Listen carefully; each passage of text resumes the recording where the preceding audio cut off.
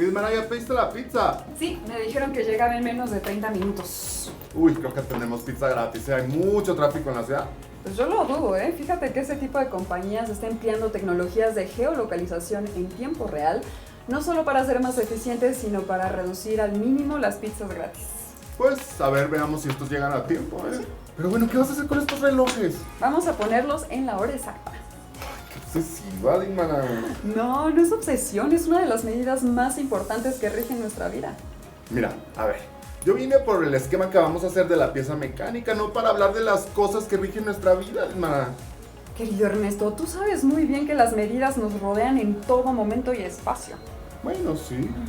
Mira, aquí tengo el recibo de la luz que mide los kilowatts que consumo en casa. Aquí tengo el recibo del agua que mide los metros cúbicos que utilizo al mes. Okay. ¿Quieres más? Mira, aquí tengo el resultado de mis análisis de laboratorio que mide los miligramos por decilitro de glucosa de sangre. Ay, Dimara, ya párale. Con estos ejemplos es suficiente y ya sé que todo se mide. Incluso el esquema que vamos a hacer en un rato tiene medidas. Esta mesa tiene medidas. Ya párale, Dimara. Llevas 98 palabras en menos de un minuto y no paras de hablar. Es que todo se mide y es todos los días. Bueno, claro, sí. De hecho, hay una ciencia encargada de la medición. Elemental, Ernesto. Y para saber por qué y para qué medimos todo, vamos a ver la siguiente cápsula. Vamos. Desde hace miles de años, aún antes del esplendor de las antiguas civilizaciones, los seres humanos hemos tenido la necesidad de contar y medir el mundo. La historia ha demostrado que los pueblos y civilizaciones han marcado su desarrollo y progreso en relación a su capacidad para medir. De hecho, medir el espacio, el tiempo, la masa, la longitud, entre otras magnitudes, ha propiciado el conocimiento universal y los avances en ciencia, tecnología e industria. Desde la aparición de los primeros sistemas numéricos y los conocimientos en aritmética y geometría, los conteos y las mediciones fueron cada vez más precisas, convirtiéndose en verdaderas cuantificaciones que reafirmaron la utilidad de la medición. De esa necesidad surge la metrología. La metrología es la ciencia que estudia las mediciones de las magnitudes, garantizando su normalización mediante la estandarización, acortando la incertidumbre en las medidas mediante un campo de tolerancia. Esta disciplina incluye el estudio, mantenimiento y aplicación del sistema de pesos y medidas. Actúa tanto en los ámbitos científico, industrial y legal, como en cualquier otro demandado por la sociedad. Su objetivo fundamental es la obtención y expresión del valor de las magnitudes, empleando para ello instrumentos, métodos y medios apropiados, con la exactitud requerida en cada caso. En nuestro mundo, las medidas exactas son más importantes de lo que nos imaginamos. Están presentes al realizar mediciones para la investigación científica en universidades y laboratorios, en la actividad de organismos reguladores, en la industria militar, en la producción y el comercio. Su aplicación abarca todos los campos de la ciencia y de la industria. Medir exige utilizar el instrumento y el procedimiento adecuados, además de saber leer e interpretar los resultados. Ahora bien, para comprender la exactitud de las mediciones, es necesario hablar de metrología dimensional. Esta incluye la medición de todas aquellas propiedades que se determinen mediante la unidad de longitud, como por ejemplo distancia, posición, diámetro, redondez, planitud, rugosidad y más. Recordemos que la longitud es una de las 7 magnitudes base del Sistema Internacional de Unidades, SI, adoptadas en 1960, con el objeto de garantizar la uniformidad y equivalencia en las mediciones y facilitar las actividades tecnológicas, industriales y comerciales en casi todo el mundo.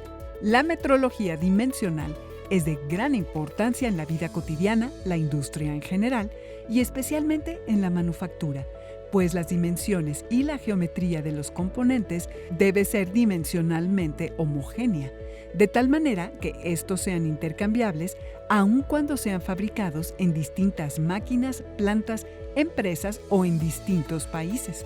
Esta especialidad facilitó el desarrollo de instrumentos de medición que han progresado de manera significativa gracias a los patrones de medida estandarizados en balanzas, flexómetros, calibradores, que permiten a su vez el desarrollo de máquinas con mejor precisión y exactitud. Gracias a la metrología en el campo científico, se han logrado avances en la medicina con instrumentos médicos más precisos, eficientes e innovadores. Otro ejemplo es el campo de la ingeniería, que mediante los instrumentos, máquinas y herramientas diseña, calcula y fabrica elementos mecánicos, estructuras, construcciones y transportes que permiten una vida más confortable. A propósito del tiempo y la exactitud, te quiero contar que cuando vi en mi vida los primeros Juegos Olímpicos, quedé muy impresionada de que los atletas ganan una competencia hasta por una centésima de segundo. Para llegar a ese tipo de precisiones se requiere de cronómetros muy exactos. Sí, claro, lo cual implica una serie de mediciones, instrumentos y calibraciones para llegar a esos tiempos exactos, ¿no? Ajá, las mediciones exactas son indispensables en todo. Imagínate lo fundamental que debe ser para la elaboración de un medicamento. La sustancia activa debe tener un gramaje exacto. La ciencia misma necesita de mediciones exactas. Hemos visto en este programa cómo algunos teoremas o leyes fueron modificadas con el tiempo con exactitud de mediciones físicas, matemáticas y geométricas. Por supuesto. Recuerda que todo lo que es medible se mejora. ¿Y qué dices de la precisión y exactitud en la manufactura de cualquier artefacto? Por ejemplo, un tornillo para madera, uno para una aeronave o uno para una construcción de edificio o puente. Cada uno de ellos requiere diferentes materiales, tratamientos de fabricación y medidas exactas para ser ensamblados y que cumplan con el ajuste y presión que se requiere en cada caso. De ahí la importancia de realizar un esquema para cada pieza manufacturada, ya que todas ellas deben tener medidas exactas que las máquinas y las herramientas deben cumplir. Elemental, compañera. Y sobre este punto que tocas de los esquemas de manufactura, vamos con nuestro invitado para que nos explique mejor cómo es. El día de hoy estamos con Rosalía Langarica, que es diseñadora industrial especializada en diseño optomecánico del Instituto de Astronomía de la UNAM. ¿Qué tal, Rosalía? Bienvenida al programa. Hola, ¿qué tal? Rosalía, platícanos, ¿qué es un esquema, un diagrama y un plano en la manufactura? Sí, claro. Un esquema, digamos que es un paso más adelante de un diagrama. Un diagrama es como una distribución, como una especie de plano mental de lo que se va a fabricar. Un diagrama es, podríamos decir, como un dibujo a mano alzada, como las primeras ideas, ¿no?, de un diseño. Y cuando ya se ha definido un diseño y se llega a la propuesta final aprobada por el equipo o por las personas involucradas, es cuando se realizan ya los planos. Aunque hay distintos tipos de planos. Hay planos de vistas generales que presentan dimensiones generales, la forma, la geometría, las partes, y esos son los planos generales. Y se va avanzando en el detalle de las piezas haciendo planos individuales o de detalles de las piezas hasta llegar a lo que son los planos de manufactura, que esos ya son pieza por pieza y llevan todas las indicaciones para que se puedan fabricar. ¿Por qué dirías que son relevantes en el proceso de creación de cualquier artefacto?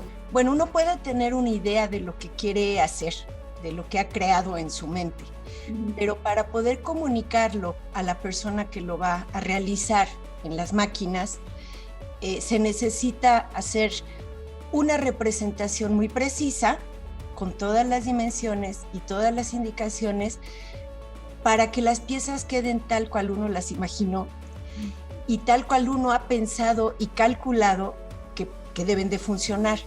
Entonces se deben dar todas las indicaciones porque es el medio de comunicación con quien lo fabrica. Y para eso pues existen normativas internacionales y nacionales también. México tiene sus normas oficiales de dibujo y otros países, pero la interacción entre diferentes países llevan a normativas internacionales que hay que respetar a la hora de representar una pieza. ¿Cuáles son las características geométricas y tolerancias dimensionales? Bueno, todos hemos oído en las clases de geometría, por ejemplo, de superficies paralelas, perpendiculares o que guardan cierta inclinación entre ellas, de la circularidad, en fin, todas esas figuras geométricas o relaciones geométricas es a lo que se refiere. Ahora, las tolerancias es qué tan distinto puede ser de una situación ideal. Por ejemplo, cuando uno habla de superficies paralelas, uno sabe que el ángulo entre ellas debe ser 0. O cuando uno habla de superficies perpendiculares, uno sabe que el ángulo entre ellas debe ser de 90 grados. Sin embargo, eso es lo ideal. No es necesariamente a lo que se llega en la realidad cuando algo se fabrica. Entonces deben de existir ciertas tolerancias. Decir, bueno, si mi pieza tiene que tener 2 placas perpendiculares, sí, pero a lo mejor no necesito que sea exactamente 90 grados, que es algo muy difícil de lograr. Entonces se puede poner 90 grados más menos 5 minutos de arco, por ejemplo. A eso se refieren las tolerancias. Y todas las piezas tienen que tener cierta tolerancia para poderse ensamblar y quedar dentro de las especificaciones. Y platícanos de una manera muy general, ¿qué debe incluir un plano de manufactura para guiar adecuadamente a la persona que va a fabricar la pieza? Bueno, debe de incluir las vistas, es decir, una pieza se puede representar con su vista frontal, o sea, viéndola de frente, viéndola de lado, que es la vista lateral, viéndola de arriba, que es la vista superior, viéndola de abajo, que es la vista inferior, y para esto existen sistemas que también están contemplados en las normativas de dibujo. Entonces, uno tiene que expresar en qué sistema está representando una pieza, presentar las distintas vistas, dar las dimensiones generales, y ya cuando se pasa a una representación más particular, se puede recurrir a lo que se llaman vistas parciales, vistas de corte, que es como si uno agarrara la pieza, la cortara y la viera por el lado donde está cortada. Ahí se pueden poner otras dimensiones. En fin, existen una cantidad de recursos en cuanto a las vistas. Las vistas de perspectiva, que es como tomar el objeto y verlo en 3 dimensiones, y eso es para dar una idea al fabricante o al obrero o a la persona que va a manejar la máquina de cómo se va a ver al final, qué dimensiones debe de tener. Y en los planos también hay que incluir las tolerancias geométricas y dimensionales. Por eso no se hace solamente un plano, hay que hacer varios que describan totalmente la pieza. Hay, por ejemplo, que poner qué material se va a utilizar, si se utiliza o algún tipo de elementos de fijación o elementos de máquinas, también hay que especificarlos claramente. Rosalía, muchísimas gracias por esta parte de la entrevista. Quédate con nosotros, no te vayas, y nosotros seguimos en el foro con un dibujo. Ahora sí, Ismara, echa para acá ese cartón, que lo mío es el dibujo técnico, ¿eh? Todo tuyo, el cartón y el lápiz. Mira, este esquema de una figura isométrica es el que vamos a realizar. Ok. ¿Va? Es un ejemplo de cómo se tienen que diseñar y esquematizar las piezas para manufactura y que deben cumplir con medidas exactas y estandarizadas. Digamos que para que se pueda manufacturar en cualquier lugar, ¿no? Así es. Entonces, vamos a realizar en el cartón el esquema isométrico de esta pieza. ¿Va? Muy bien, pues manos a la obra. Uy, venga.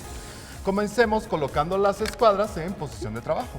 Primero voy a poner mi línea base, que es mi matriz H horizontal, y mi matriz B vertical.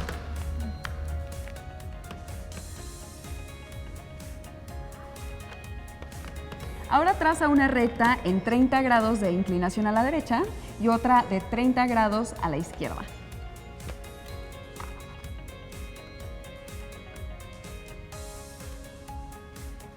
Ahora, muy importante, en estos 3 ejes que acabamos de dibujar vamos a hacer marcas de 2 centímetros de separación de cada una.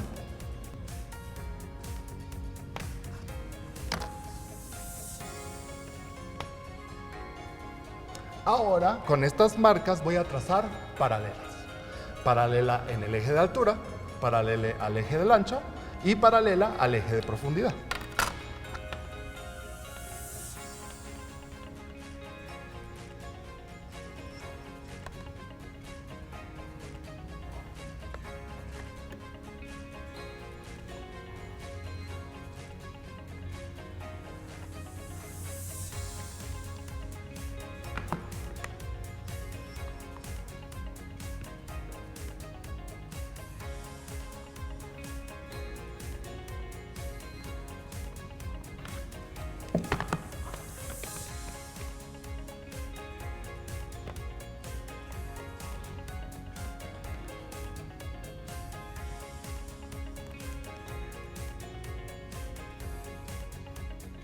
Bien, pues una vez terminados los bordes externos del cubo, trazamos las divisiones, para lo cual voy a trazar paralelas. Ok. Una vez que tenemos la cuadrícula isométrica, podemos dibujar nuestra figura con lápiz de acabado y una escuadra para remarcar muy bien. Muy bien, elemental, Ismara.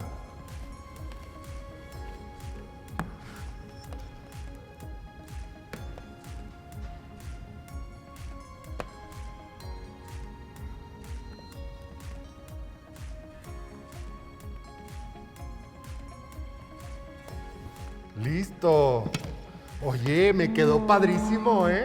Sí, nos quedó padrísimo. Continuamos con Rosalía Langarica. Rosalía, ¿cuál es el plano más complejo con el que te has enfrentado y por qué?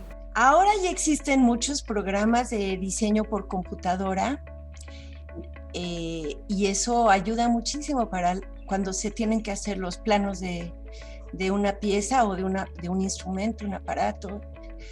Pero hace años lo que utilizábamos era un respirador y hacíamos los planos a mano. A mano, bueno, con lápiz, con rapidógrafos, con escuadras, compases, todas esas herramientas de dibujo. Entonces, la realización de un plano era muchísimo más compleja. Si uno se equivocaba, bueno, pues a lo mejor había que repetir el plano y un plano hecho así manualmente, tenía un tamaño finito, pues. Si era un instrumento, una pieza o partes muy grandes, el plano tenía que ser muy grande. Por eso los respiradores son unas tablas grandes. Yo recuerdo que el instrumento, aparato más complejo en cuanto a planos fue una mesa de 3 movimientos coordenados que hicimos en el instituto, pero para la fábrica de billetes del Banco de México. Esa máquina requería muchísima precisión y todos los planos pues fueron hechos a mano. Y tenían que tener muy buena calidad, muy buena presentación, era muy estricto. Toda la tornillería, todo, pues lo tuve que dibujar a mano. Entonces, yo creo que ese fue el trabajo que en cuanto a planos fue mucho más complejo. Platícanos un poquito, ¿cuál sería la diferencia entre un tornillo que se utiliza para trabajar como la madera, ¿no? Para crear algún artículo para la madera, y otro para algún instrumento espacial? Bueno, tornillos hay de muchísimos tipos, de muchísimas dimensiones y hay tantos porque sus aplicaciones son muy variadas. Un tornillo que se utiliza para madera, tiene que unir un material que es relativamente suave, que es fibroso, y hay tornillos para madera que, por ejemplo, pueden utilizar tuerca, pero hay otros tornillos que se llaman autorroscantes que tienen una punta y a la hora de introducirlo en la madera va creando su propia cuerda en el agujero. Pero los tornillos para metal, que es lo que se utiliza en la industria aeroespacial y en muchas otras cosas, son tornillos que lo que tienen que unir son placas o son láminas de un material que tiene características muy distintas a la de la madera. Inclusive para plásticos, en fin. Entonces, la cuerda, que es las espirales en el cilindro, en el cuerpo de un tornillo, son distintas, tienen un perfil distinto. Algunas pueden ser con un perfil cuadrado, con un perfil triangular, con un perfil cónico truncado. El espaciamiento entre esas espirales también es distinto. La cabeza del tornillo puede ser de muy distintas formas. Entonces, según el tipo de material, el uso y el trabajo que va a tener es el tipo de tornillo que se selecciona. Basado en tu experiencia, ¿cuántos planos se usan para definir la manufactura completa de un automóvil o de un cohete? Bueno, realmente yo no tengo experiencia en la industria automotriz ni tampoco en la industria aeroespacial. Ok. Pero sí me gustaría que se considerara que esos procesos de fabricación son en la mayor parte del proceso ya automatizados. Entonces, la industria automotriz y también la industria aeroespacial utilizan robots para fabricar.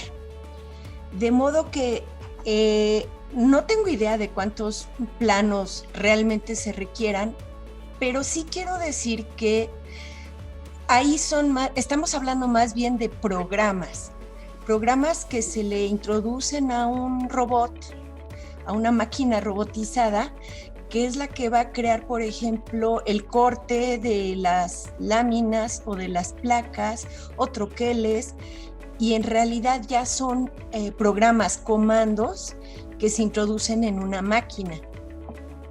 En la industria aeroespacial, bueno, pues de igual modo, o sea, son muchísimas las máquinas robotizadas que se utilizan. Y además, bueno, ellos tienen proveedores.